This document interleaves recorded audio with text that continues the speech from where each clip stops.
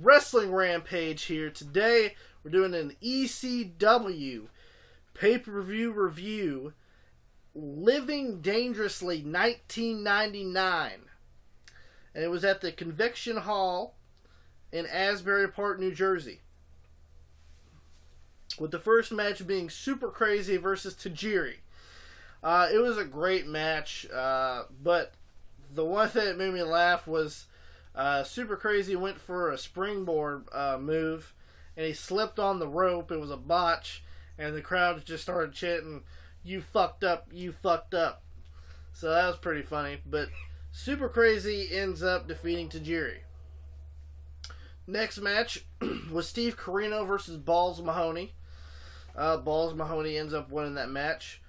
Little Guido versus Alvarez, which was a Mexican wrestler, with Little Guido from the FBI, the full-blooded Italians, picking up the win.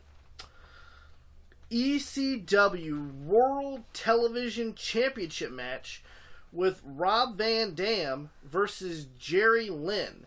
And I'll have to say that this match was the match that stole the show at the ECW Living Dangerously 1999.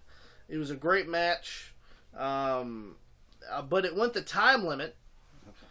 But Jerry Lynn asked Rob Van Dam for 5 more minutes, and RVD agreed, but it didn't even last 5 more minutes. Rob Van Dam did the Van Daminator, whatever it's fucking called, with the chair. I think it's the Van Daminator. Then the 5-star frog splash, and it was over with. So, still, your ECW World Television Champion is Rob Van Dam. Next match was Mustafa versus New Jack. And I'll tell you, this is a great fucking match. No, it wasn't. It was a horrible match. Yeah, it was funny seeing New Jack, beat the shit out of somebody with weapons and stuff, but the end was so fucked up, it was just retarded. After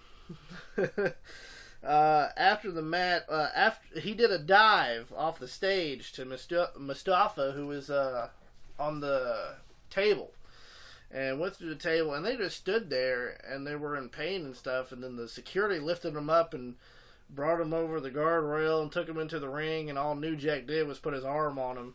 Like, why didn't they just cover him on the outside and just made that match? It would have made that match even better. What it made that match was stupid at the end.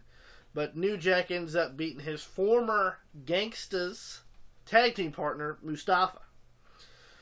Then the Dudley Boys come out and saying how they were the best tag team in ECW history, and if anybody has the balls to come out and face the Dudley Boys, and Nova and Spike Dudley come out, and they end up getting their ass kicked.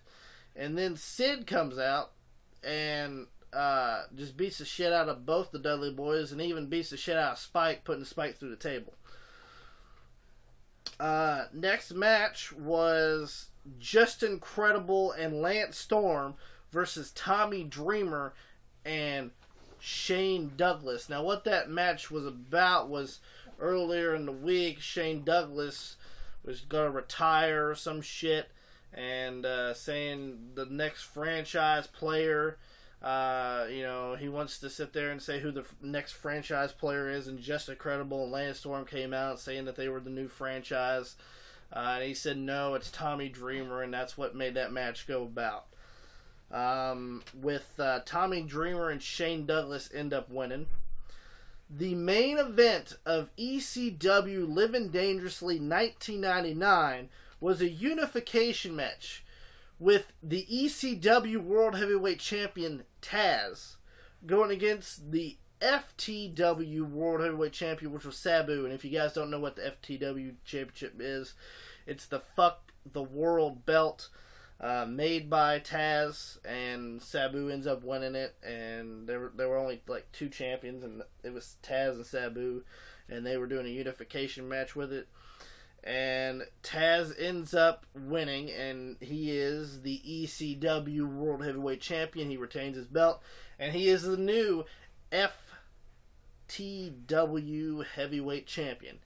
that was the ECW Living Dangerously 1999 review. Follow us on Twitter at WrestleRampage. Like us on Facebook, facebook.com/WrestleRampage2. Don't forget the 2, please. And subscribe to our YouTube channel. Thank you so much for watching our videos, liking them, subscribing to our channel, following us, everything. Thank you so much. We love the support. We love everything. And thank you so much for watching.